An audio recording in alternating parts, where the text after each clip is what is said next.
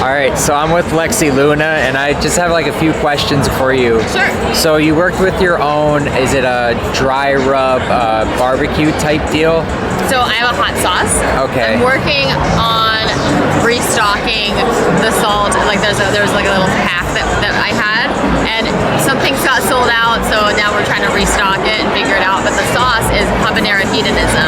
Nice. And it's really a nice blend of like mangoes and pineapples. There's a little bit of spicy, a little bit of sweet. Nice. I like to say just like me. A little spicy with a little kick.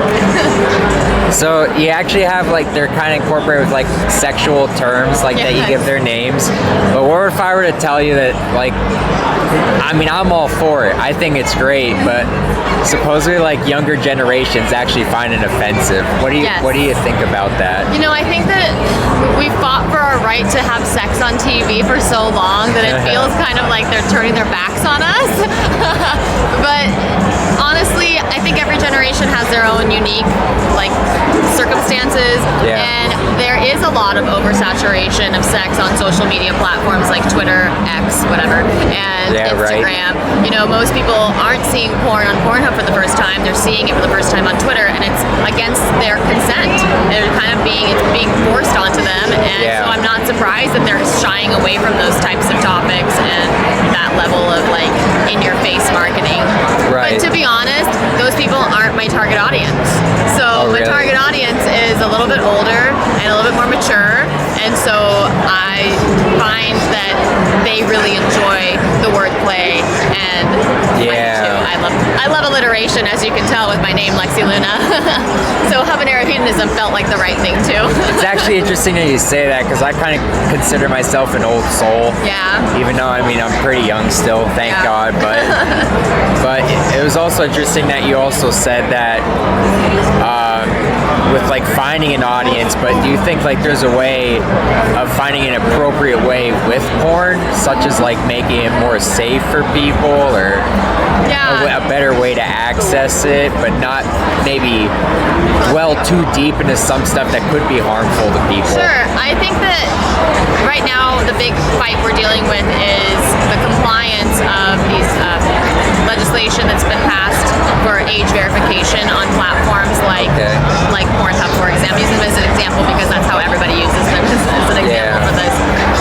So the issue with that really is that it's a big burden on Pornhub to store that sensitive data.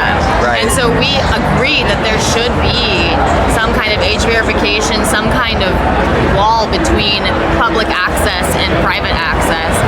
But you know, it's hard because you're dealing with people's sensitive information, and not everybody wants to give that up.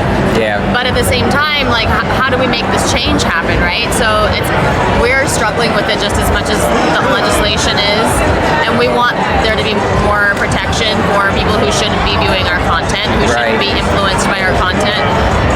But the internet, the legislation it doesn't work as fast as the internet moves. Tricky, you know, right? Technology moves so fast. Right. And now we have AI and we have these deep fakes, and we're trying to catch up and trying to make legislation for this, but it's hard to do when, let's be honest, most of the people in government are too old to be doing this. Yeah, I definitely agree with that. We need some fresh blood who understands the internet and who understands how these things work to be able to give us some kind of way we can maneuver in some kind of direction. Exactly. I definitely agree with you there. So, like, with you being like an older woman within the industry, so do you kind of like have to teach people like a lesson here and there? I'll teach you a thing or two. Oh boy. Yes, sometimes there is definitely times on set, especially where I'm working with newer performers and they're not 100% sure of how to perform on camera, which way to move their bodies and how to open up to the camera so that you can see what we're doing. And so there's definitely an aspect of teaching. You know, I used to be an elementary school teacher, and I say I feel like I never left teaching because I still teach people about relationships and sex and love, and I teach people on set about how to perform and how to be confident and all that kind of stuff. So I definitely love that part of my job. Yeah. And yes, it can sometimes be like, okay, no, you have to open this way for everybody to be able to see what we're trying to see. That's awesome. So yeah, it's fun though. It's fun to teach people and help them out and not have to learn the hard way. Yeah. You know, it makes me feel good to be able to give somebody almost like a little shortcut in life. Do you actually get like a good amount of newcomers coming up and stuff like that?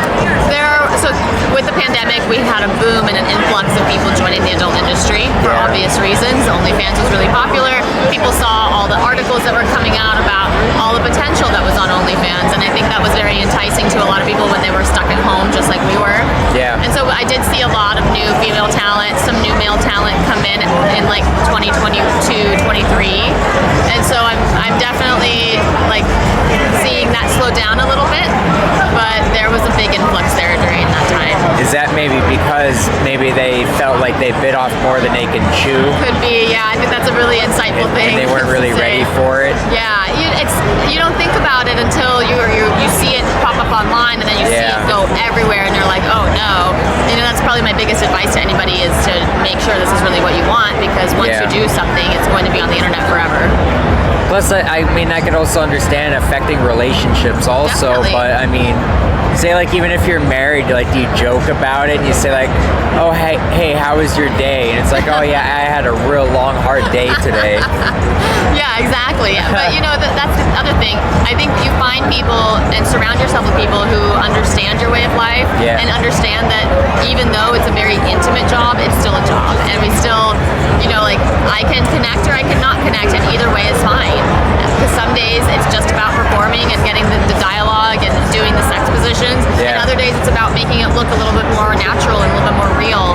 And so like allowing that connection to happen, but not being disingenuous about it. I don't think it's disingenuous to connect even for that amount of time that you're doing the scene, and then to separate and be like, well, that was fun, because it is real. The chemicals are real that you're sharing with that person. The feelings are real. Right. All of that is still very much the human experience. Exactly.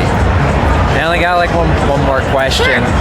It kind of like goes along like what I was saying before with making people aware but also safe. But I'm pretty aware like within the industry,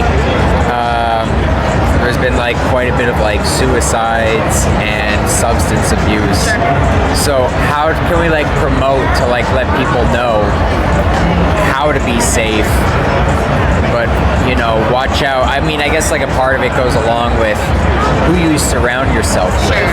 So how do you try and, I guess, kind of stay away from that, but know what you're getting into? Supporting mental health has been a big topic in the adult industry. Yeah, and I'm definitely a big advocate for it too. Definitely. There are a lot of organizations that have come about, like such as Pineapple Support, which offer this type of service to sex workers and just are always available. And so just getting the word out there that there is support for you, and that it is a sex workers friendly support, because I think that's one place where people get really like, I don't really want to tell somebody, a civilian if you will, about my struggles, but maybe if there's somebody who understands as a sex worker, then that could be a little bit more of a support as well. But definitely just getting the word out and having agencies know about these things and tell their models and offer that level of like information is important as well. Yeah, it's definitely important to take care of your mental health, and I'm always big for reaching out and talk to someone. Yeah, exactly. But thank you. That's all I really got. Thank you. That was very helpful.